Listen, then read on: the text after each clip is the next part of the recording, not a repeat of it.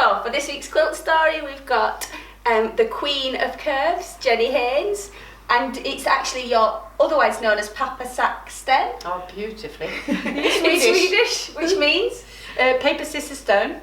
okay. And I just like the different textures. So the paper, quite the rough dry feel of the paper, the steel of the scissors, and the stone that's kind of soft but hard. I just like the three materials together. Wonderful. So I think I've been always quilting since kind of late teens, and although it makes me feel really nice and really comfortable and happy, what really gets me exciting is curves. So when I first started sewing curves, that's when I got that fire in me. I got excited, I got curious, I wanted to learn more. And I was looking back at my fashion days and realising that the curves have been there all the time. I've been making clothes with curves in, and it's always been there. But when I started quilting curves, so the drunkest path in particular, I got really excited. I wanted to design quilts and I wanted to learn everything about them.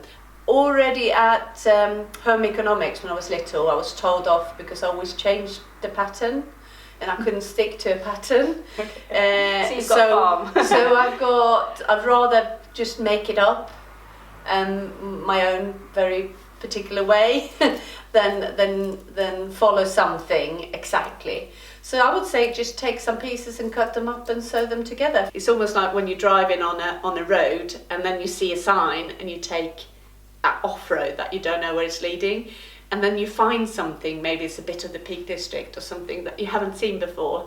I felt like that when I was making this and the consecutive quilts, that I found a bit of me, and it was extra exciting then to almost like find my voice within the quilts, and I was on a track that I've been looking for a bit.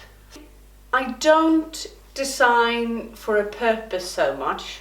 I design just because I like it. I make what I like and people can use them how they like. I would love to see it spread out all over someone's house, but also on the wall if they prefer. You know, make quilt ends for the kids or have it out in the garden for picnics or hang it on the wall if they want. But people, I find, because I love dressmaking and quilting, but people who dressmake are like, oh no, I couldn't quilt. Like there's this kind of fear. What would you think about that? Like, well, if you compare setting a sleeve in to sewing a drunkest path, you know, the drunkest path is so much easier. Try something new, because I know a lot of people who's gone from making clothes to quilting and just love it. I think there was one class in particular when I was teaching, and I was showing them the different procedures of the curve. So we were cutting it and I said, oh, I love this bit.